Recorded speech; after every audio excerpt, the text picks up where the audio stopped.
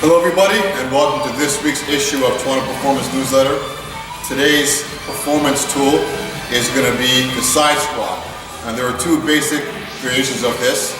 The first is a squat, the second is a lunge. So from the side squat, what you're going to do is you're going to get your feet out beyond the shoulders, and you're going to load one side of the body with a weight shift, pushing the butt back so that the knees stay at or behind the toes, and sink down into the squat, keeping the other leg nice and long with the extended knee nice and straight, pushing back to the start.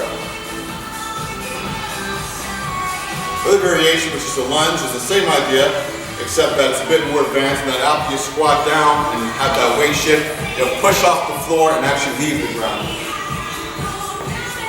And come back, restore position. So the side squat is a very unutilized tool, in my opinion, and a great tool in training, and it can be used for many different things. One of the things it can be used for is strengthening the muscles at the outside of the hip or the abductor group. And some of the benefits that come from this will be a more stable knee in gait or in landing, kind of preventing that sort of inward or valgus collapse at the knee.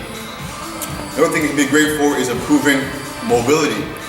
The hip is a joint that's designed to be very mobile, and when it's not very mobile, we tend to find that mobility that we should be getting from the hip from other areas. And in life in general, and even in sport, and in training too, things are very sagittal.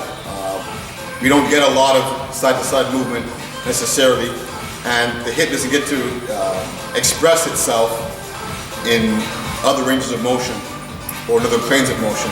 And so sometimes having stiff hips will result in also having a stiff or sore back. So the side squat is a great way to help mobilize the hip in other planes and let the joint express itself in a way that's natural to it.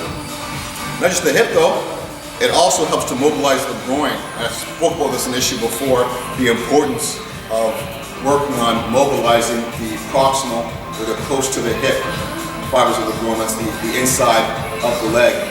These guys don't get a lot of blood flow, number one, and number two, they're used constantly in sport and in life, no matter who you are, no matter what you do. If you're in the frontal plane, if you're in the sagittal plane, the groin is used all the time, and it doesn't get a lot of ameliorating movement. And the side squat is a great way to sort of get some more optimal length and blood flow into that tissue. Thirdly, the side squat is fantastic for athletes looking to improve their ability to change direction. Because we want to change direction, especially if you're running in one direction and you want to head in the opposite way. What you've got to do essentially is you've got to run, you've got to plant that front foot sideways, sink into it, so you can create a directional step in the other direction by pushing off that foot and using that momentum to head in another direction. So the side squat is essentially the very same thing. We're getting low, and you're loading the hip in a way that you can push off and head in the opposite direction than the one that you were loading. So again, it's great for athletes to improve their ability to change direction. Lastly, one of the most important things for the side squat is that it teaches us how to load the hip in all three planes of motion. And this is particularly important for athletes who are got their feet on the ground and have to swing a lot. That would be the same thing for hockey guys who go for a slap shot, or for golfers even. Right? Sports where you got to swing, you have to learn to load the hip in all three planes of motion. Because if you don't, and this is particularly true for the transverse plane, which deals with rotation, if you don't learn to load the hip in rotation, what you'll end up doing is loading the back. And once again, it's going to wreak havoc on your system and cause unnecessary soreness or time away from the gym or from the sport because of injury and a buildup of tension in the muscle of the low back that you can't really rehab in any other way except learning how to move better.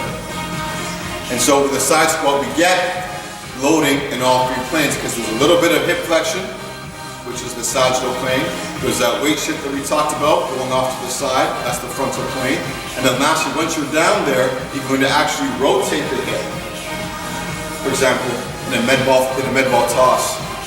And being able to load the hip in that side squat position, like I said, is very important for athletes who have a lot of rotation in their sport. Otherwise, you're going to get the rotation elsewhere, and that's going to that could cause some serious problems. So once again, the side squat, awesome movement, not used enough. Use it in your warm-ups to improve mobility, and use it in your strength training programs to improve your strength and your athletic performance as well. So that's our tool for this week. Thanks for tuning in. See you guys next time.